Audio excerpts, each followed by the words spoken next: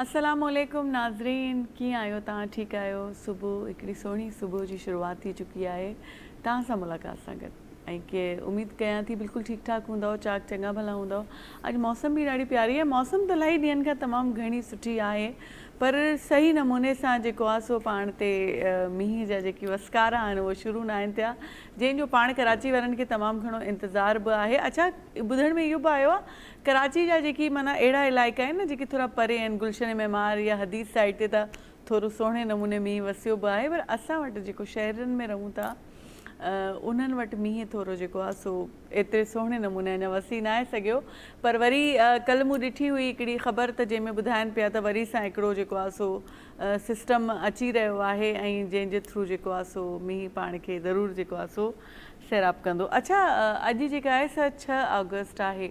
मूं सोचियो आहे जिन हवाले सां ज़रूरु ॻाल्हाइजे। 6 अगस्त तव्हांखे ख़बर आहे दुनिया जी बल्कि तारीख़ जो मां सम्झां थी हिकिड़ो बुरो ॾींहुं, कारो ॾींहुं जेकॾहिं चइजे त उहो सम्झियो वेंदो आहे। अॼोके ॾींहुं हिकिड़े ताक़तवर हिकिड़े ॿिए मुल्क जे मथां माना अमरीका जेको आहे सो पहिरियों धमाको एटमी धमाको कयो हुयो हिरोशिमा जे मथां, ऐं वरी पोइ ॿियो बि धमाको कयो नागासाकी जे मथां, ऐं तक़रीबन तव्हां ॾिसो त क़यामत खां अॻु में हिकिड़ी क़यामत आंदी वई हुई उन्हनि माण्हुनि जे लाइ, ऐं उहो सफ़ा नीसो नाबूद तबाह थी विया हुया।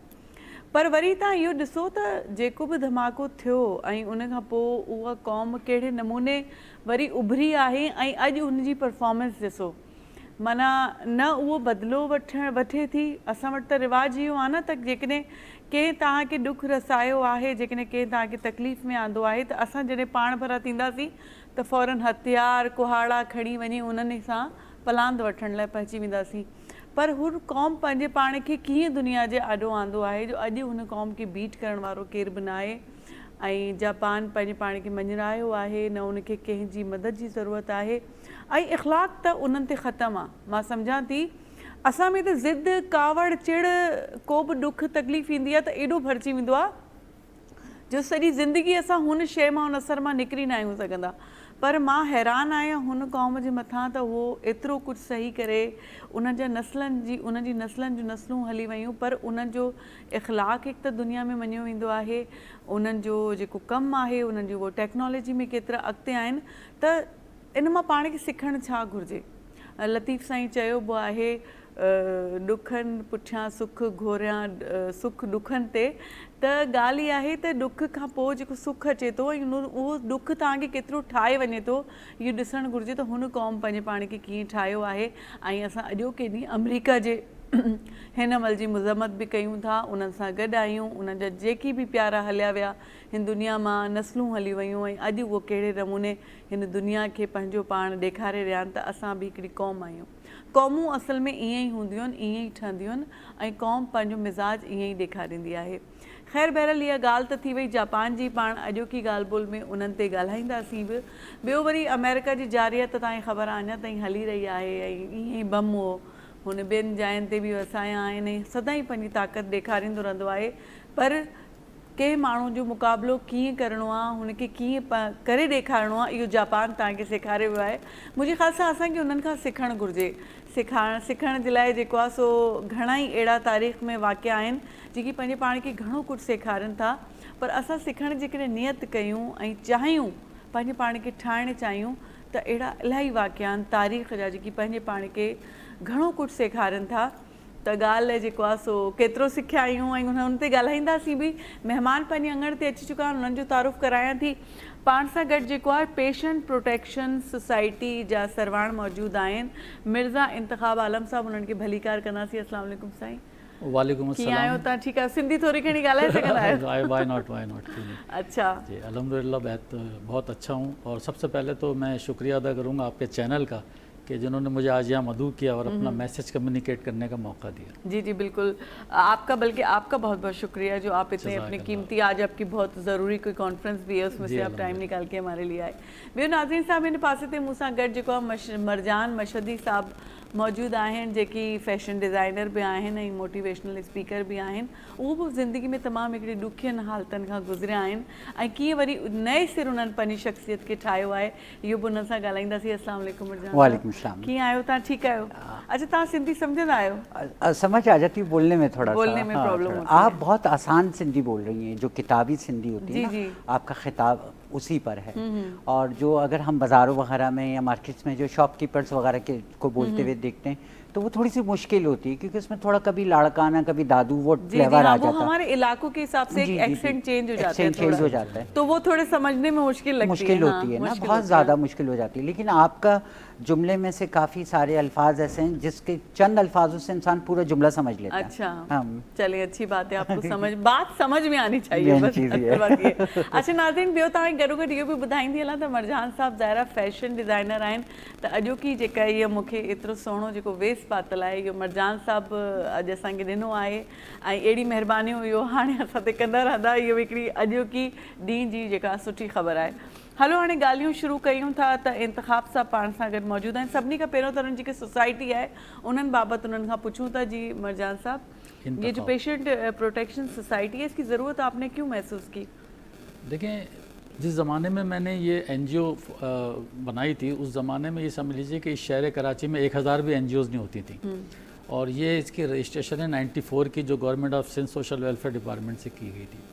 तो मेरा जो ब्रॉटअप था ना, वो मलीर जैसे इलाके से था, और मैंने वहाँ काफ़ी गुर्बत देखी थी। तो उस वक्त जो सरकारी अस्पताल होते थे, तो वहाँ पर जनाब होता ये था कि डॉक्टर्स तो देख लेते थे और प्रिस्क्रिप्शन भी लिख देते थे, लेकिन मसला होता था मेडिसिन लेने का। तो मेडिसिन लोगों के पास अवेलेबल नहीं होती थी, और इतना पैसा नहीं होता था लोगों का। मैंने तो यहाँ तक, जब मैं मेमन गोट में जो अपना रूरल हेल्थ सेंटर वगैरह जाता था, तो वहाँ देखता था कि वो बेचारे एक कैलपोल सिरप तक नहीं ले पाते थे। तो मैंने अल्हम्दुलिल्लाह उस वक्त जो काम शुरू किया, मेडिसिन पे काम शुरू किया। और कराची के जो रिनोन कॉलेजेस थे, मैंने वहाँ पर जनाब वाला इस तरह के कैंप ऑर्गेनाइज़ किए कि वो फाजिल अद्वियात जो आपके इस्तेमाल के बाद बच जाती हैं, बिफोर एक्सपायरी हमारे कैंप में जमा करा दें। सही। तो इस तरह जो है ना, लोगों को, बच्चियों को मोटिवेट भी किया कि इस तरह के जनाब वाला वेलफेयर के काम करें, सोशल वेलफेयर के काम करें। अगर हम फलाही मुमलिकत बनाना चाहते हैं, लोगों की फलाह चाहते हैं, तो वो उस ज़माने की बातें बता रहा हूँ आपको, 95-96 की, कि अल्हम्दुलिल्लाह कराची के बहुत सारे कॉलेज में हमने इस तरह के कैंप ऑर्गेनाइज़ किए। वहाँ से मेडिसिन जमा हुई, और जनाब वहीं पर उन बच्चों को अप्रिशिएट करने के लिए उनके लिए कुछ अवार्ड्स का या कोई ऐसे इंतज़ाम, गिफ्ट हैम्पर का इंतज़ाम किया। तो ये सिलसिला फिर वहाँ से शुरू हुआ। फिर हमने एक फ्री ड्रग बैंक बना दिया।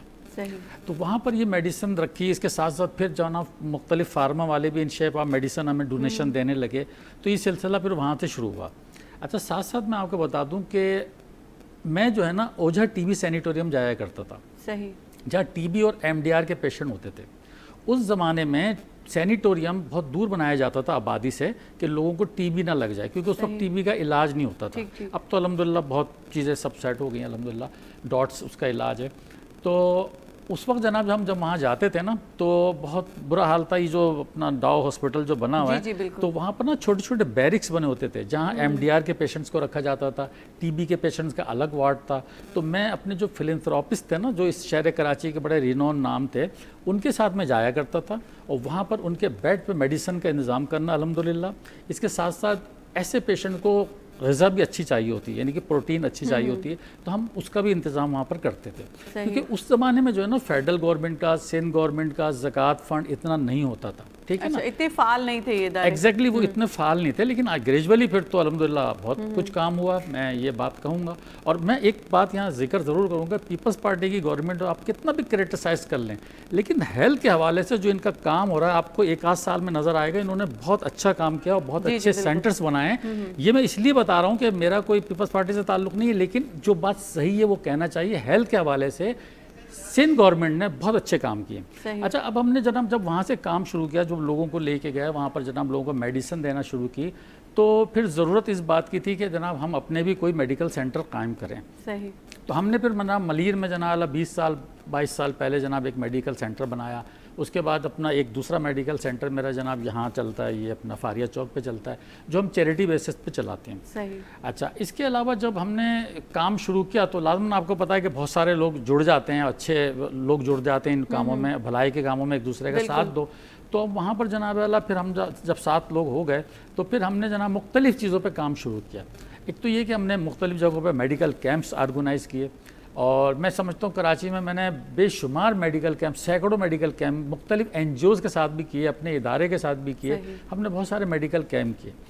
अब मैं आपको बताऊं सन 2000 की बात बताऊं कि सन 2000 में जब हेपेटाइटिस आया पाकिस्तान में, जब इंट्रोड्यूस हुआ कि भाई हेपेटाइटिस आ गया, तो इसकी एक एंजेरेक्स भी होती थी जो उस वक्त काफ़ी महंगी होती थी। सन 2000 की बात बता रहा हूँ मैं आपको। तो सर सैयद गर्ल्स कॉलेज से लेके हमने EO क्लिनिक तक हेपेटाइटिस के खिलाफ वॉक की, और सर सैयद गर्ल्स कॉलेज की बच्चियाँ और बच्चे हमारे साथ थे। हमने जनाब वॉक की और लोगों को बताया कि इसका एक ही इलाज है, वैक्सीनेशन कराएं।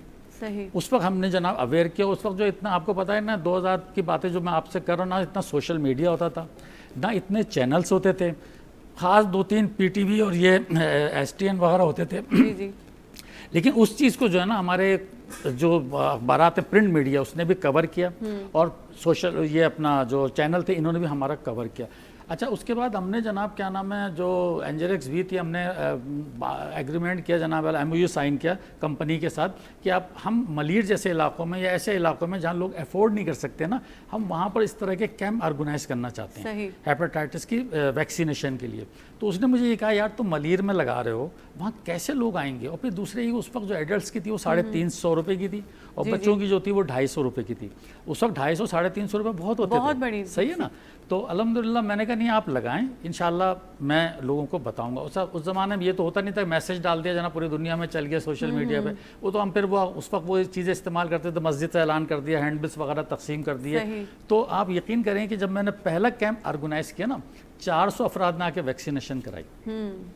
उसके बाद सेकंड कैंप होता, थर्ड कैंप होता, उसके बाद बूस्टर डोज होती थी। तो जब हमने सेकंड कैंप ऑर्गेनाइज किया ना, तो वो 400 तो आई सेकंड डोज के लिए, फिर मजीद तकरीबन 150-200 अफराद और आ गए जो फर्स्ट डोज के लिए। इस तरह जनाब वाले ये अवेयरनेस क्रिएट हुई, और फिर जनाब और इस तरीके से आपका सफ़र शुरू हुआ। मैं अकेला ही चला था जाने में मंजिल, लोग आते गए और लोग साथ आते गए, कारवां बन गए। जी बहुत बहुत शुक्रिया नाज़रीन। आफ़ाक़ भट्टी साहब पाण वटि अची चुका आहिनि, जेकी पाण माहौलियाती एक्सपर्ट भी आहिनि, ऐं जेको आहे सीनियर सहाफ़ी आहिनि, लतीफ़ जा पारखू भी आहिनि, ॿिया बि तमामु घणा उन्हनि जा तारुफ़ आहिनि। उन्हनि खां पाण पुछूं था, जी सर कीअं आहियो तव्हां? भली कार कयूं था तव्हांखे पंहिंजे शो में, महिरबानी तव्हांजी, तव्हां आहियो। अच्छा, अॼोके ॾींहं जे हवाले सां तव्हां सां ॻाल्हि ॿोल करण जे लाइ मूं वधीक तव्हांखे सम्झो जेको आहे सो अॼु जो जेको ॾींहुं आहे 6 अगस्त जो, खिली खिली मां हिन ॾींहुं बाबति ॻाल्हाए रही आहियां, छाकाणि ॾुख भरिजी वेंदा आहिनि, माण्हू खे सदाईं ख़ुशि रहणु घुरिजे। जीअं हुन क़ौम करे ॾेखारियो, कुझु ॻाल्हाईंदव तव्हां जॾहिं इहो वाक़ियो थियो ऐं कहिड़े नमूने हुन क़ौम पंहिंजे पाण खे खयो आहे? पहिरीं महाभारी लड़ाई ऐं उन खां पोइ ॿी महाभारी, ही 1940 खां वठी 44 ताईं सॼो सिस्टम जेको चेंज ऑफ पैराडाइम हुयो धरतीअ ते, हिकु वॾी जंग खां पोइ हिकिड़ो एटमी धमाको, उहो एॾो ख़तरनाक हो जीअं धरतीअ जा सभु स्टेक होल्डर, ताक़तूं, सुपर पावर्स तब्दील करे छॾिया। सही। हिकिड़ी तरफ़ नाज़ी इत्तेहादी हुया, जंहिंमें ख़ुदि जर्मनी ऐं इटली मैसोलिनी ऐं ॿियो टियों जापान हुयो। उन्हनि हू सभु यूरोप में विढ़नि पिया, जापान सभिनी सां एशिया में फार ईस्ट में विढ़े पियो, ऐं हीउ बिल्कुलु अलहदा ख़ितो हुयो। जापान हुनजे आसपास, जापान उन महिल तमामु वॾी ताक़त हो। हिन महिल जीअं अमेरिका आहे, बिल्कुलु जापान इन खां वॾी ताक़त हुयो, ऐं अधु चाइना जेको हींअर आहे उन ते ख़ुदि जापानियुनि जो कब्ज़ो। जापानी ॾाढी नंढड़े ॿेट जो हिकिड़ो मुल्क आहे, पर उहे ॾाढा ताक़तवर थी विया, ख़ासि तौर ते पहिरीं महाभारी जंग खां पोइ। हुननि ब्रिटिश कॉलोनियल जेकी बि हुया उन्हनि सभिनी सां विढ़नि पिया। चाइना ख़ुदि कॉलोनी हुयो जापान जो, उते हुननि जी वेड़ हले पई। इन वेड़ में अमेरिका ॾाढो ख़ुदि देरि सां शामिलु थियो इन जंग में, ऐं सॼो यूरोप तबाह थी चुको हुयो। सभई स्टेक होल्डर कुझु बि न बचा हुया। जापान अॻिते वधंदो पियो वञे। जापानियुनि पर्ल हार्बर ते हिकिड़ो एयर अटैक कयो, उहो ॾाढो ख़तरनाक हो, ऐं उन एयर अटैक जे नतीजे में अमेरिका नागासागी ऐं हिरोशिमा ते इहे 2 एटमी बम हणी ऐं जंग जो रुख़ तब्दील करे छॾियो। बिल्कुलु। ऐं हुन ऐलान कयो त मां हाणे दुनिया जो सुपर पावर आहियां, छो त मूं वटि उहा टेक्नोलॉजी अची वई आहे जेका हिन महिल ताईं कंहिं वटि बि न आहे। सही। ॿी जंग अज़ीम जे आसपास ई एरियल अटैक्स, हवाई हमला शुरू थिया हुआ, हवाई हमलनि जे ज़रिए पर्ल हार्बर बि तबाह थियो ऐं उनजे पलांद जे नतीजे में जापान जे मथां बम, उहो दुनिया ॾिठो त इन खां वधीक काई तबाही थी नथी सघे। इहा ई वॾी ताक़त आहे जेका एटमी ताक़त आहे। जापान उहे बम खाइण खां पोइ तब्दील थी वियो, बिल्कुलु उन में एॾी वॾी तब्दीली अची वई जो दुनिया ॾिठो त हुन न सिर्फ़ु जंग बंदि कई, न सिर्फ़ु हुन फ़ौज ठाहिणु फ़ौज रखणु बंदि करे छॾी, पर हिकु मुअल क़ौम, हिकु मार खाधल क़ौम जी हैसियत सां हुननि ॿीहर पंहिंजे मुल्क जी तामीर शुरू कई। उन्हनि जा जेके माण्हू हुया ख़ासि तौर ते इंजीनियर्स, उन्हनि कुझु तइ कयो त असां हाणे दुनिया खे कुझु ॿियो करे ॾेखारींदासीं ऐं उन जा नतीजा असां वठंदासीं। ऐं हू जेका इलेक्ट्रॉनिक्स जी टेक्नोलॉजी आहे ओॾांहुं हलिया विया। बिल्कुलु अॼु ॾिसो जापान जी मशीनरी, जापान जूं गाॾियूं ऐं जापान जा माण्हू सॼी दुनिया में मशहूरु आहिनि। दुनिया जो वॾे में वॾो शहर टोकियो बि उहो रन कनि था ऐं उते जेके बुलेट ट्रेन्स आहिनि ऐं उतां जेके इमारतूं आहिनि ऐं उतां माण्हुनि जो जेको लाइफ स्टाइल आहे उहो बिल्कुलु तब्दील थी वियो ऐं उहो तमामु थोरनि सालनि में तब्दील थिया ऐं ॾाढो जल्दी। दुनिया में 100 साल तारीख़ में हिस्ट्री में कुझु बि न हूंदो आहे, जॾहिं ही मिलियन साल्स जी हिस्ट्री आहे, इन में 100 साल बिल्कुलु कुझु बि न हूंदो आहे। ईअं सम्झो त हिन काइनात जे हिकिड़े मिंट बराबरि बि न आहे। ऐं जेका असां पौता मेल कंदा आहियूं, बैलेंस शीट कंदा आहियूं हिस्ट्री जी, उन में बि घटि में घटि वञी असां 100 साल जा कंदा आहियूं। 100 साल में असां छा वरितोसीं या छा ॾिनोसीं, पर हिननि 10 सालनि जे अंदरि सुधरी ॾेखारियो ऐं 20 सालनि जे अंदरि पंहिंजूं प्रोडक्ट्स जेके आहिनि दुनिया में मोकिले चुका हुया ऐं 30 सालनि में हुननि पंहिंजी क़ौम खे तब्दील करे छॾियो हो। बिल्कुलु ऐं हुन जी शइ हुननि जे नाले सां सुञाती थी वञे, वरिती थी वञे, ख़रीद कई थी, हुननि शयूं ठाहियूं ऐं सॼी दुनिया हुन ते ट्रेडिंग कई। सही। अॼु बि जेके बि नयूं नयूं इलेक्ट्रॉनिक्स जी शयूं अचनि थियूं, नवां नवां तजुर्बा थियनि था, उहे सभु जापान खां शुरू थियनि था। जर्मनी जी मशीनूं, उहा ख़ुदि उन जंग में जर्मनी तबाह थी। जर्मनीअ जहिड़ो मुल्क ॿिनि हिसनि में विरहाइजी वियो। हिकिड़ो शहर जंहिंजो नालो बर्लिन हुयो, उन जे विच ते हिकिड़ी वॾी भित दीवार अची वई, हिकिड़ो भाउ हुन पासे ॾे हलियो वियो, हिकिड़ो रशियन ब्लॉक में हलियो वियो, ॿियो अमेरिकन ब्लॉक में हलियो वियो। पर जर्मनी बि ख़ुदि उन जंग खां पोइ तमामु घणी तरक़ी कई ऐं लेट 90s में उनजी दीवारें बर्लिन बि टुटी, जर्मनी वरी ॿीहर मुतहद थी ऐं अॼु जर्मनीअ जी मशीनरी, जर्मनीअ जूं गाॾियूं ऐं जर्मनीअ जा माण्हू बि रिलायबल आहिनि। बल्कि जर्मनी जी वधीक मशहूरु आहे, ॾिठो वञे त वधीक जेकी इजादात थियनि थियूं उते थी थियनि जर्मनी में। जर्मनी जेको मैकेनिकल इंजीनियर में तमामु कमाल, पर जापान इलेक्ट्रॉनिक्स इंजीनियर्स में ऐं जेका फ्यूचर हुयो उन में हलियो वियो। हाणे बि अॼु जेको बि जापान रोबोटिक शयूं ठाहे रहियो आहे, उन जे मटसानी कोई कोन्हे को। त क़ौमुनि खे सम्झण जे लाइ इहो तमामु वॾो वाक़ियो, छो त मां चवां थो लफ़्ज़ इस्तेमालु कयो, चेंज ऑफ पैराडाइम। उहे तब्दीलियूं जेके सदियुनि खां पोइ 500 साल 1000 सालनि खां पोइ मां थींदियूं, उन इहा तब्दीली हुई।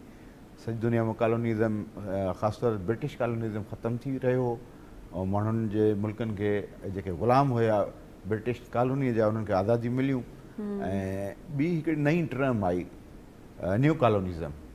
तव्हां जॾहिं माण्हुनि जे मुल्कनि खे खसे, उन्हनि जे अंदरि घिरी करे हुकूमत कंदा हुआ, उन महिल इहो बि तब्दील थियो त हाणे असां पंहिंजे मुल्क में वेही बि हुकूमत करे सघूं था। हाणे असांखे उते वञी बंदूक खणी या वेही हुकूमत करण जी ज़रूरत न आहे। बिल्कुलु वाक़ई में इन ते वरी वधीक तफ़सील सां ॻाल्हायूं था। मरजान साहब पाण सां गॾु वेठा इलाही टाइम का खामोश आहिनि।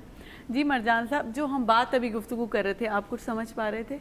आप लोग जापान पे हम बात कर रहे थे। आप भी माशाल्लाह पूरी दुनिया घूमे हैं माशाल्लाह, 22 कंट्री वगैरह। जाना हुआ है कभी आपका? नहीं, मेरा जापान नहीं हुआ, बैंकॉक रहा है, श्रीलंका, सिंगापुर, हांगकांग, इन कंट्रीज़ में। जापान का तो जापान नहीं जाना, लेकिन बड़ी तरक्की याफ्ता कौम है और बड़ी खुश अखलाक, खुश मिजाज और इतनी खामोश तबीयत ये लोग हैं, क्योंकि जापानीज़ कॉन्सुलेट में मेरा आना जाना है। जी जी। और उसमें एक लिटरेचर फेस्टिवल होता है जो हर मंथ एक किताब के ऊपर और तबसरा होता है। उन्होंने शाह अब्दुल लतीफ़ भटाई जो हमारे सूफ़ी शायर हैं, उनके ऊपर भी वो लोग तबसरा करते हैं, एक पैराग्राफ पढ़ के सुनाते हैं और उसमें जापानीज़ लोग भी होते हैं, पाकिस्तानी भी होते हैं, काफ़ी पढ़े लिखे लोग। तो उस पर फिर तबादला ख़याल होता है, अपनी अपनी राय दी जाती है, तो बड़ा ज़बरदस्त रहता है। और बड़ी मैंने इन लोगों के साथ मेरी डील रही है एक्सपो सेंटर में, तो मैंने इन लोगों को देखा कि चंद लफ्ज़ बोलते हैं लेकिन दरिए को कूज़े में बंद कर देना, और इतने तहम्मुल, इतने पुरसुकून लोग। मैं समझता हूँ मैंने पूरे वर्ल्ड में नहीं देखे। हाँ वाकई में। वाकई में। और बड़ी तरक्की याफ्ता कौम है। मेरी भांजी गई है और वो जब वहाँ से तस्वीरें लेकर आई और वीडियो लेकर आई तो यकीन जाने वो ऐसा लग रहा था एनिमे की कोई सिटी की है, कोई आर्टिफिशियल कोई दुनिया है, उसमें वो लोग घूम रहे हैं। सही। कहीं कोई पोल्यूशन नहीं, नाउज नहीं है, कोई डस्ट नहीं है, बिल्कुल। और बड़ी खिदमत गुजार और बड़े तरीके से ज़िंदगी गुजारने वाले पुरसुकून लोग। उन्होंने दुनिया को करके दिखाया, नहीं तो सदियों तक लोग सिर्फ वो रोना पीटना करके बैठे थे, हाय हमारे साथ जुल्म हुआ, हाय हमारे साथ जुल्म हुआ, और यही सी चीज़ चलती रहती है। लेकिन उन्होंने एक बदल के दिखाया कि ये भी एक तरीका होता है। कुछ लोग अपने ज़ख्म से है ना बहुत कुछ सीख लेते हैं और दूसरों को अवेयरनेस, जैसे आपकी भी जर्नी माशाल्लाह हम सुनेंगे ज़रूर। नाज़रीन नंढी साई वठूं था, साई खां पोइ वरी मोटी था। जी नाज़रीन, साई खां पोइ वरी तव्हां सां गॾु आहियूं ऐं सुठा सुठा महिमान, सेबता महिमान पाण वटि मौजूदु आहिनि। इंतखाब साहब मौजूद हैं। इंतखाब साहब खां भी थोड़ो पुछंदासीं इन हवाले सां। आपने भी ज़रा स्टडी तो किया होगा तारीख को, जिस वाक़या को डिस्कस कर रहे हैं, पे जो बम गिराए गए थे। कुछ अपने लफ्ज़ों में आप बोलना चाहेंगे इस वाक़े के बारे में? या मैं ये कहूँगा वो तारीख का बदतरीन वाक़या था जिसमें बेगुनाह और लोग मारे गए, और ये जो जारियत थी अमेरिका की, इसको हम कंडम करते हैं। और बल्कि जहाँ पर भी इस किस्म के जो वाक़यात हो उसको कंडम किया जाता है। और इस तरह जिस तरह की जारियत फैलाई है अमेरिका और इसराइल ने, जो फ़लस्तीनियों के साथ जो जुल्म हो रहा है, जो लबनानियों के साथ हो रहा है, तो हमें इसके लिए हम आवाज़ ही उठा सकते हैं। बाकी जो इदारे हैं वो इसके खिलाफ अपना किरदार अदा कर सकते हैं। कहते हैं कुछ नहीं कर सके तो गलत को गलत कहें तो सही। Exactly, आप उन लोगों के साथ तो खड़े हुए, तरीके हमें बताए गए, जी हाँ, लेकिन कम से कम उसको बुरा कहें, बुरे को बुरा कहें, यही तो एक हक की बात है ना भाई। तो अगर आप हक के साथ खड़े हैं तो आप सही को सही और बुरे गलत को गलत ही कहें। लेकिन देखें ना, गवर्नमेंट जब इन्होंने अभी जिक्र किया तारीख, हमारे हम उनके वो शागिर्द हैं तारीख के, तो उन्होंने जिक्र किया कि किस तरीके से जापान भी कर रहा था जो है ना मुख्तलिफ मुल्कों में मुदाखलत। लेकिन ये तो हुकूमतें कर रही होती है ना, जो आम आवाम जिन पे बम गिराए गए वो तो इनोसेंट हो गई ना। बिल्कुल थे, बिल्कुल उन्होंने नीज़ तो नाबूद कर दिया पूरी कौम। एग्जैक्टली सही कह रही हैं। लेकिन फिर उस कौम ने कैसे दिखाया, ये एक्चुअली लेसन ये है। सही बात है। लेसन ये है कि हम पे किस तरह वो पे बिल्ड उन्होंने अपने आप को किया और पूरी दुनिया में अपना लोहा मनवाया। ये बहुत अहम चीज़ है कि इतनी तबाही के बाद अल्हम्दुलिल्लाह वो अपने पैरों पर खड़े हुए। बिल्कुल ना। हमारे साथ एक छोटा सा कोई वाक़या होता है तो हम सालों तक उस वाक़ये को बताते रहते हैं, हम लोग रुदाली बन जाते हैं और हम बस उसी का रोना रोते रहते हैं। और उसके चक्कर में हम हमेशा लोगों से सिंपैथी चाहते हैं कि बस हमें इसलिए मिलती रहे क्योंकि हमारे साथ ये जुल्म हुआ था, फ़िलहाल सन में हुआ था। असल हमारी बात तो छोड़ ही दें, इस वक्त जो है ना हम तारीख़ के समझ लीजिए कि बहुत बदतरीन दौर है इस वक्त जो इस वक्त गुज़र रहे हैं। और जो मामलात चल रहे हैं, क्योंकि मैं एक सोशल वर्कर आज से नहीं हूँ, अल्हम्दुलिल्लाह बताया मैंने 94 से अल्हम्दुलिल्लाह मैं काम कर रहा हूँ सोशल वर्क। मेरे तो खून में रची बसी हुई है और ये जो मेरे गॉड गिफ्टेड है मेरे पेरेंट्स की तरफ से। सही। तो मैं जो आजकल जो हालात देख रहा हूँ ना, तो आप यकीन करें मेरा दिल खून के आंसू होता है। ख़ास तौर से मैं आपको बताया, मैं हर जगह जाता हूँ, मैं ऑर्फनेज होम भी जाता हूँ, मैं सीनियर सिटीजन्स के पास भी जाता हूँ। मैं अल्हम्दुलिल्लाह जो इस शहर कराची में, मैं आपको बताऊँ कि मैंने 2 साल में 18 मिलियन का काम किया है। सही। मैंने उन इलाकों में जहाँ पानी नहीं है, जो रियासत की जिम्मेदारी है, हम जैसे सरजानी टाउन है, तैसा टाउन है, न्यू लियारी है, पुराना गोलीमार, मलिर, कोरंगी, औरंगी, मेमार के पीछे, मैंने वहाँ पर उन इलाकों में जहाँ पानी नहीं आता था, जो बेचारे बूंद बूंद को तरसते तो 2,500 और 3,000 का टैंकर नहीं डलवा सकते थे, हमने वहाँ पर हैंड पम्प और समर पम्प लगा दिए। इसी तरह हमने मसाजिद, इमाम बारगाह, गिरजाघर, इन जगहों पे भी हमने जनाब कब्रिस्तानों में हमने समर पम्प लगाए। तो हम देखते हैं ना कि जो वहाँ हालात है ना, बेचारे अब जो बुनियादी ज़रूरत है ना पानी, तो पानी नहीं है, मीलों दूर जा रहे हैं। इवन ये कि मैं आपको बताऊँ कि मैंने थर में भी जाके जो है ना समर पम्प, सोलर सिस्टम के साथ और पानी का रिजर्व टैंक के साथ, अल्हम्दुलिल्लाह वहाँ भी मैंने 8-10 वहाँ लगा दिए। वहाँ भी मेरा अल्हम्दुलिल्लाह अभी भी काम चल रहा है। पहले तो मैंने अपने शहर कराची में किए, मैंने 2 साल में 135 हैंड पम्प और समर पम्प लगाए। तो ये जो हालत है ना, जो मैं जाके वहाँ देखता हूँ ना, फिर वहाँ जब ये जाके देखता हूँ ना, तो और दूसरे मसाइल सामने आते हैं। मिसाल के तौर पे जो बेवा ख़वातीन हैं या जो ऐसे बच्चे हैं, तो हम अब इसको वहाँ पर एक स्कूल भी शुरू कर रहे हैं, जो स्ट्रीट स्कूल है, जो वहाँ पर बच्चे जो स्कूल नहीं जा पा रहे हैं, तो वहाँ पर हम इस किस्म का एक स्कूल भी हमने जमाली पुल के पास भी एक शुरू किया अल्हम्दुलिल्लाह, और वहाँ पर भी सरजानी की तरफ भी शुरू कर रहे हैं। और वहाँ जब हम देखते हैं जो ख़वातीन के मसाइल हैं कि कोई काम करने के लिए नहीं है, परेशान हाल है। वुमेन को एम्पावर करने के लिए हमने जना वहाँ पर सिलाई मशीनें लोगों को देना शुरू की। सही। मैं आपको बताऊं कि इस शहर में अल्हम्दुलिल्लाह, मैं सन 2000 में मोहतरमा शमीम काज़मी साहब का नाम शायद सुना होगा आपने, बहुत बड़ा नाम था, मैंने उनके साथ भी काम किया। जब वुमेन डे आता था ना 8 मार्च को, तो हम लोग मुख्तलिफ जगहों पे हेल्थ एंड फन फेयर मेले लगाते थे। सही। ठीक है ना, आजकल नहीं है जो प्ले कार्ड लेके चलने में मोज़ा नहीं ढूंढूंगी, खाना नहीं बनाऊंगी, रोटी नहीं बनाऊंगी, वहाँ उस वक्त ये नहीं होता था। बल्कि हम जो है ना इस तरह के जनाब हेल्थ एंड फन फेयर मेले लगाते थे, और वो ख़वातीन जो औरंगी टाउन की हैं या मलिर की हैं, जो वो ये जो स्टफ बेचारा जो गरीब तबका था ना, हम उनको फ्री ऑफ कॉस्ट जनाब वाला स्टॉल देते थे। सही। ठीक है ना, ताकि आप अपने जो भी आपका जनाब जो प्रोडक्ट है ना, आप आके यहाँ सेल कीजिए, सही। दूसरी की मार्केटिंग कीजिए। इस तरह उनको ऑर्डर भी मिलते थे, वो अपने पैरों पे खड़ी हो जाती थी। ये असल काम था जो लोग ख़वातीन को एम्पावर करने के लिए। एम्पावर करने के। एग्जैक्टली।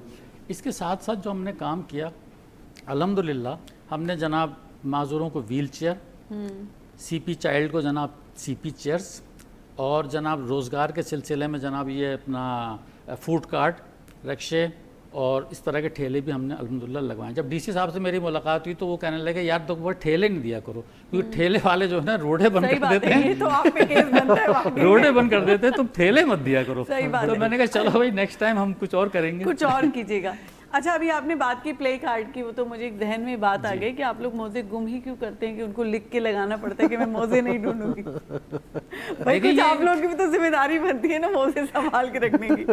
अब ये कहाँ लिखा हुआ है कि मोजे खवातीन ने नहीं तो संभाल के यार रखने भाई- और ढूंढ के देने? नहीं तो हर शौहर कहता भी नहीं है, माशाल्लाह मेरे साथ 2 भाई और बैठे हैं, तो कोई ये नहीं कहता मेरे मोजे, लेकिन ये खामखा की जो है ना बदनाम करने के लिए जी मेरे मोजे ढूंढ के दो, मैं वो रोटी हर नहीं तरह की, बनाऊंगी। देखिए हर औरत, ये होता है फ्रीडम ऑफ एक्सप्रेशन, जो हो सकता है जिस खातून ने लिखा हो वो माशाल्लाह उनकी जिंदगी बहुत जो है ना ज़ीक़ बना दी गई हो इस मामले में, तो वो उन्होंने Maybe. अपना एक्सप्रेशन का इजहार Maybe. किया। कुछ होते हैं ना हलाकू खान, हर घर में होते हैं, कहीं ना कहीं होते हैं हाँ, जरूर। या तो मोहब्बत के लिए टाइम कम है, लोग नफरत कैसे करते पता हैं। नहीं कैसे करते। हाँ वही ना, अब आप माशाल्लाह 2 जगह अच्छे तरीके से मैनेज कर रहे हैं, लेकिन बहुत सी चीजें जो है ना।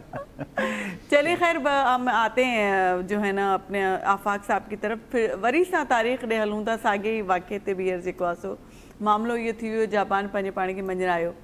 दुनिया आख़िर सिखियो छा आहे जापान खां? असां छा सिखियो आहे इहो ॿुधायो। ॾिसो मादी जी ॻाल्हि थिए पई, मादी रहण जी जॻह न आहे, सिखण जी जॻह आहे। ऐं हाल तव्हां बहितर करे सघो था मादीअ खां सबक़ु हासिल करे। जापानी बम खां पहिरियां केॾा ताक़तवर ऐं इन्वेटर्स हुया, बम खाइण खां पोइ उन्हनि जी छा हालत हुई।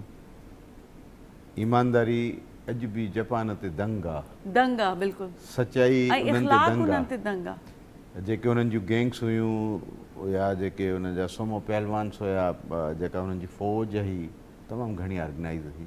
उन्हनि जी सोसाइटी ॾाढी ख़तरनाक पोज़ीशन में हुई, नंढड़ो मुल्क थी करे तमामु वॾनि मुल्कनि खे कब्ज़ो करे वेठी।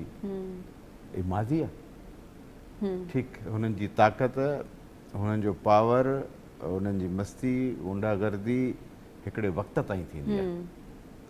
कंहिं बि क़ौम जी तव्हां केसरो किसरा न रहिया आहिनि अॼु,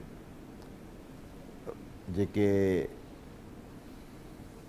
सल्तनतूं, रियासतूं न सल्तनतूं, उन में ऑटोमन एम्पायर न आहे, पर्शियन एम्पायर न आहे, मुग़ल एम्पायर न आहे।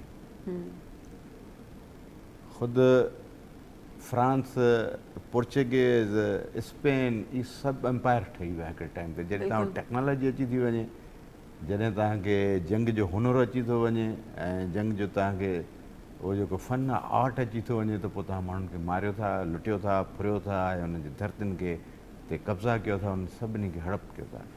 पर हिकिड़ो वक़्तु अचे थो जॾहिं उहो सभु कुझु तब्दील थो थिए। बिल्कुलु। त उन माज़ी मां सिखण जी इन लाइ चवां थो त माज़ीअ मां सिखिजे त का बि वॾी रियासत, का बि वॾी सल्तनत न रही आहे, बिल्कुलु न न रही रहंदियूं। जेके बि ताक़तूं आहिनि उहे तब्दील थींदियूं ऑटोमन्स जी ॾिसो तव्हां, हिस्ट्री ॾिसो, न रहिया नेठि। न रहंदा न। सल्तनत तव्हांजी स्टेट जेका आहे, जेको तव्हांजी मादरे वतन आहे, जेका तव्हांजी मदरलैंड आहे, उहा ई रहणी आहे। तव्हां ॿिए मुल्क में घिरी वञो, 50 साल, 100 साल, 200 साल, 300 साल, 400 साल, 500 साल, 1000 सालनि ताईं बि मुख़्तलिफ़ मुल्क ग़ुलाम रहिया आहिनि, उन खां पोइ आज़ादु थिया आहिनि। त जेका हुननि जी तारीख़ीअ जी जेका धरती आहे, जेका हुनखे नेचर ॾिनी आहे, क़ौमूं जेके आहिनि नेचर ठाहियूं आहिनि, सही फितरत क़ौमूं ठाहिनि। क़ौमुनि जा उसूल जेके असांखे पॉलिटिकल साइंस जा पढ़ाईंदा आहिनि त सॉवरेंटी हुजे, गवर्नमेंट हुजे, टेरिटरी हुजे ऐं पॉपुलेशन हुजे त हिकिड़ी स्टेट आहे। पर मां चवां थो न, हिन खां अॻिते आहे। उहे माण्हू जिन जो कल्चर साॻियो ई आहे, जिन जी ॿोली साॻी आहे,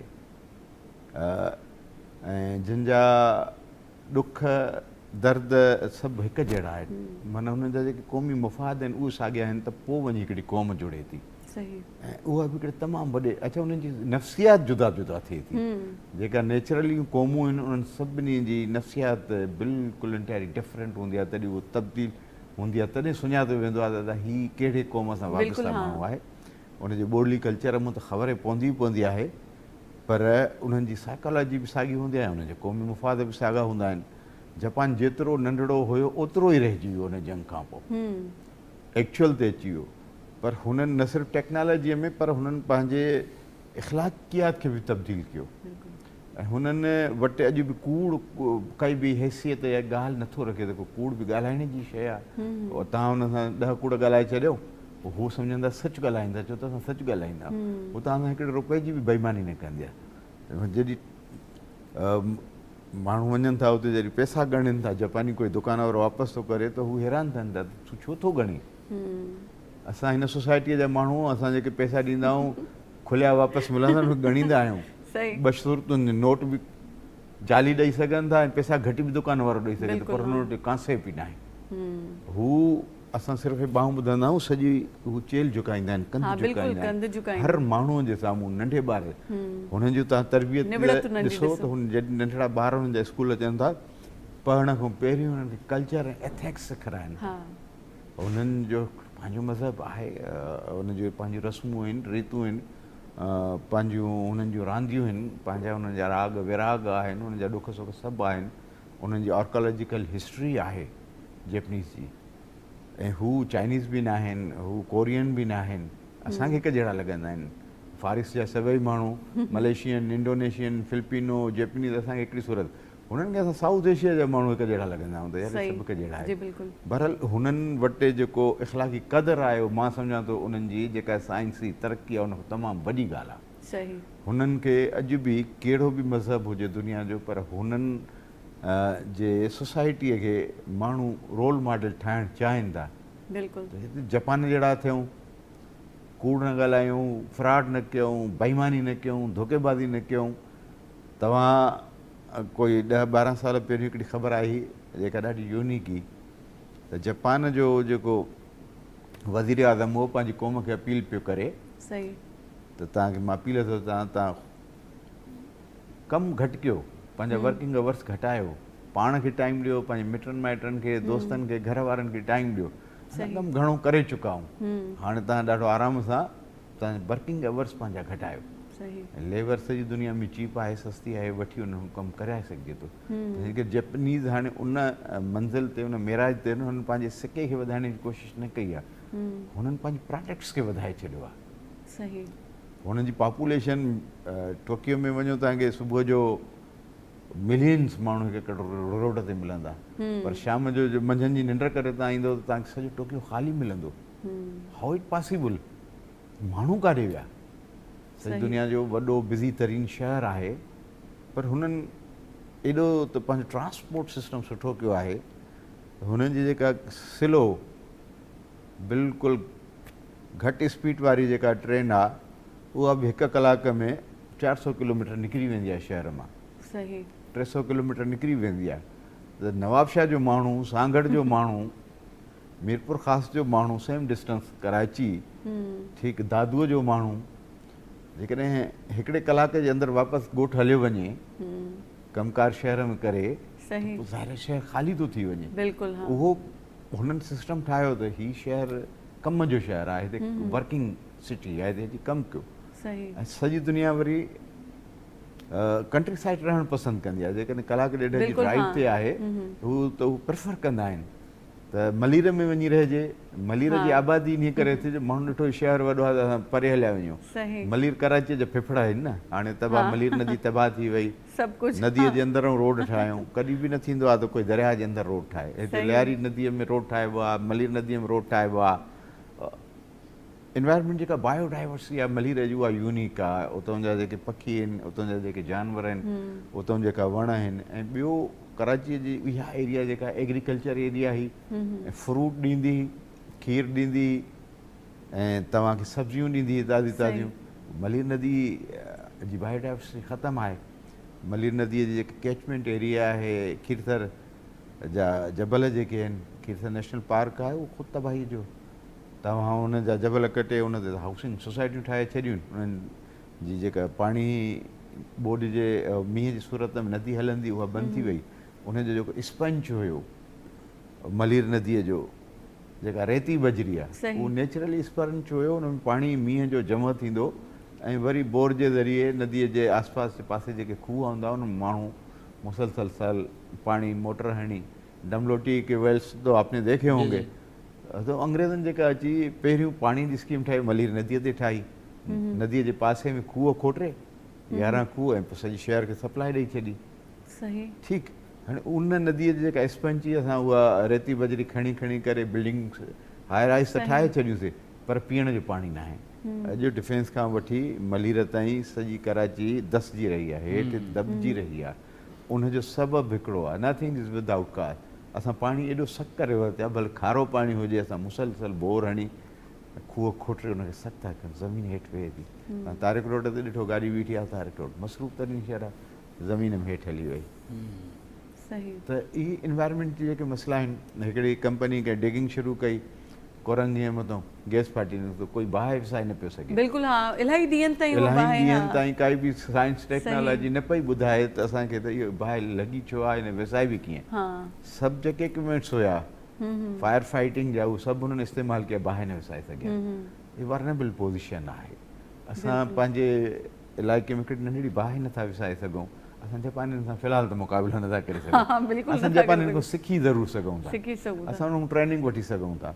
जापानियुनि जा खोड़ सारा हिते प्रोजेक्ट्स हलंदा आहिनि, एजुकेशन सां, हेल्थ सां। जाइका उन्हनि जा मशहूरु प्रोजेक्ट्स आहिनि, ऐं कोई 50 साल जी पाकिस्तान ऐं जापान जी शराकत आहे जाइका जे थ्रू। हू असांखे पैसा ख़बर अथव छो थो ॾिए, रोड ठाराए ॾींदो आहे। असांजा इंडस हाईवे, काफ़ी हाईवे, स्कूल्स जापान ठाराए ॾींदो आहे। हू चवंदो आहे तव्हां हेॾा डॉलर्स असांखे ॾियो था, असांजी गाॾियूं ख़रीद कयूं था, त असां तव्हांजो इंफ्रास्ट्रक्चर स्ट्रक्चर्स ठीकु कयूं, असां तव्हांजी एजुकेशन ठीकु कयूं। हू पे बैक करे रहिया आहिनि।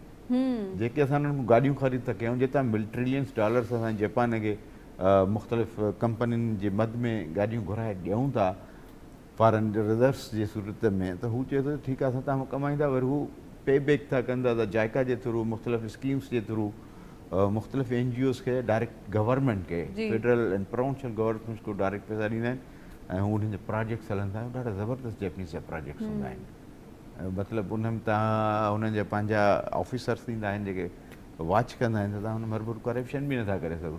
मां रियल असांखे वरी उहो जेको असां हुननि खे ॾियूं था उहो वापसि कनि था असांखे। त हू ॾिसो त बाबा मां त मूं कमायां थो, त हाणे मां तोखे कुझु न कुझु ॾियां, तूं मुंहिंजो क्लाइंट आहे, त हू वापसि पे बैक कनि था। दुनिया में अहिड़ा मिसाल किथे आहिनि। इहो ई असां सिखी वठूं, पर इहो बि खोड़ सारा जापान मां सभु शयूं सिखण जहिड़ियूं आहिनि, ऐं दुनिया सिखियो आहे जापान में। जापान जे आसपास जेके ॿिया मुल्क आहिनि, सिंगापुर नंढिड़ो मुल्क आहे न, सिखी वियो। ताइवान, इहे नंढा नंढा जज़ीरा आहिनि फार ईस्ट जा, उहे सभु दुनिया में सभु वेठा। हाणे जॾहिं ही गल्फ वार शुरू थी आहे त माण्हू वापसि सिंगापुर वञी बिज़नेस शुरू करे छॾियो। हाँ, दुबई का थोड़ा माण्हू हिन पासे ते जेको आहे ना वो थी विया, डाइवर्ट थी विया। अच्छा मरजान साहब, आपकी तरफ आते हैं। आपके साथ बचपन में एक बहुत वाक़या जो गुजरा, आपने भी एक बड़ी जंग लड़ी अपनी ज़िंदगी में, देखा जाए तो कुछ बयान करेंगे इसके बारे में? 2 साल की उम्र में ये गैस सिलेंडर ब्लास्ट हो गया था इराक़ के शहर बगदाद में, और मैं बॉल लेने के लिए बस झुका हूँ और वो ब्लास्ट हुआ है, और तमाम वो कुकिंग का जो सामान था वो मेरे चेहरे पे आके गिरे। तो वो आग लग गई पूरे। अब पता है उस वक्त एक्सीडेंट पे क्या होगा, तो मैंने हाथ आंखों पे रखे तो उसकी वजह से मेरे हाथ भी बर्न हो गए। और मेरी मदर गोश्त हो रही हैं उसी किचन में, और मेरे फादर सामने अखबार पढ़ रहे हैं, बस जितने सेकंड में वो आए हैं मुझे बचाने के लिए, फादर के भी मेरे इतने इतने हाथ बार नोच चुके थे ये। वेल जब वो कपड़े उपड़े फाड़ के, सर्दियों के दिन थे, वो स्वेटर और ये सब चीज़ें, पॉलिस्टर आपको पता है वो तो कितनी और जल्दी ज़्यादा जल्दी उससे, आग हाँ, पकड़ता है। सो वो उस वक्त तो बिल्कुल, जब लेके गए डॉक्टर्स के तो उन्होंने कहा कि ये तो सिर्फ दिल की धड़कन चल रही है इनकी, मेरे यहाँ जहाँ दिल के वॉल शुरू होते हैं बस 1 इंच का फासला है और वो आग बुझी है। 1 इंच का फासला है, यहाँ तक मेरा सीना जी बाहर बिल्कुल, नहीं वहाँ तक आपकी बॉडी जल गई थी। डॉक्टर ने कहा कि ये सिर्फ धड़कन चल रही है और अभी हम कुछ नहीं कह सकते, इनके बोलने की सलाहियत, देखने की, सुनने की सलाहियत है या नहीं। 48 दिन तक मुझे होश नहीं था। फिर जब होश आया तो मैंने फ़ौरन पूछा मामू से, मामू वैन बाबा, मतलब मेरे बाबा कहाँ हैं ये? तो वो एकदम खुशी की लहर दौड़ गई कि ये बोल भी सक रहा है, देख भी रहा है और समझ भी रहा है, पहचान भी रहा है ये। बाल काफ़ी ट्रीटमेंट बगदाद में भी हुआ और इटली के शहर वेनिस, वहाँ पे भी लेके गए, बड़ा पैसा लगा बाबा का। लेकिन उस वक्त जब मेरा ट्रीटमेंट सही होना शुरू हो गया और मैं सेहतियाबी की तरफ आने लगा, मुझे ये 5-6 साल की उम्र तक मेरा ये चला है ट्रीटमेंट, ये मुझे ये अंदाज़ा था कि मेरे बाबा का बहुत पैसा लग रहा है ना, और वो मुझे देखते थे, उदास हो जाते थे और आर्टिफिशियल हरकतें करते थे कि मैं खुश रहूं, हंसाने की कोशिश करते थे, ये सब कुछ होगा। तो मैंने जब से ही 7-8 साल की उम्र से ही संध्या ये सोच लिया था कि अगर मुझे कोई तकलीफ़ होती भी थी, वेदर की होती थी या मुझे कोई किसी इंसान से कोई तकलीफ़ है, कोई मुझे देख के बच्चे डर रहे हैं या कुछ, मैं अपने पेरेंट्स से कहता ही नहीं था। हाँ, ये चीज़ आपने बहुत फील की होगी ज़रा, आपने स्कूलिंग भी की होगी। आप अब बच्चे जो अब बच्चे क्या, हमारे तो सोसाइटी में बड़े लोग भी बहुत कोई सेंसिबल नहीं है इस हवाले से कि उन्हें कैसे ट्रीट करना चाहिए, तो हम लोग तो एकदम से मज़े का खेज अंदाज हम लोगों का हो जाता है। तो आपने तो बड़ा ये सब कुछ सफ़र किया होगा स्कूलिंग में। बड़ी अजियतें देखी हैं मैंने, कंकर तक, पत्थर तक खाए हैं शहर में। मेरे फादर की डेथ हो गई थी और मैं कब्रिस्तान डेली गया हूँ, 14 साल तक मैं डेली गया हूँ। सो मैं कब्रिस्तान जाता था तो वहाँ बच्चे मुझे पत्थर मारते थे और मेरे कभी इधर लग जाता, कभी इधर। ये तो अजीब सी मखलूक समझ लें, मतलब है ना, हम पाकिस्तान आके मुझे उस इराक़ में नहीं पता चला कि मेरे साथ ये हादसा हो। ज़ाहिर है वो मेरा ननियाल था और सब बड़ी केयर और बड़ा सब कुछ मेरे साथ चल रहे थे। लेकिन जब हम पाकिस्तान आए ना, उस वक्त मुझे अंदाज़ा हुआ कि my face is different, my face is burn, मेरी ज़िंदगी तबाह हो चुकी है, मैं माशरे पे बोझ बन चुका हूँ। क्योंकि यहाँ आपको पता है किस किस्म की खलकत है। बिल्कुल, आप ट्रॉमा में गुजरे ट्रॉमा होंगे, है। साइकोलॉजिकल मैं बताऊँ, ट्रॉमा। मैं बताता हूँ आपको, मैं कहता हूँ हादसा बुरा है, किसी के साथ ना हो, और जो बच जाते हैं ना हादसे में वो उससे ज़्यादा बुरा है, उससे ज़्यादा सफ़र करते हैं। चले आपकी बात हम कंटिन्यू करते हैं ब्रेक के बाद। नाज़रीन, साई वठूं था ख़बरूं था ॿुधो, असां हिते ॿियूं ख़बरूं कंदासीं, मोटी था।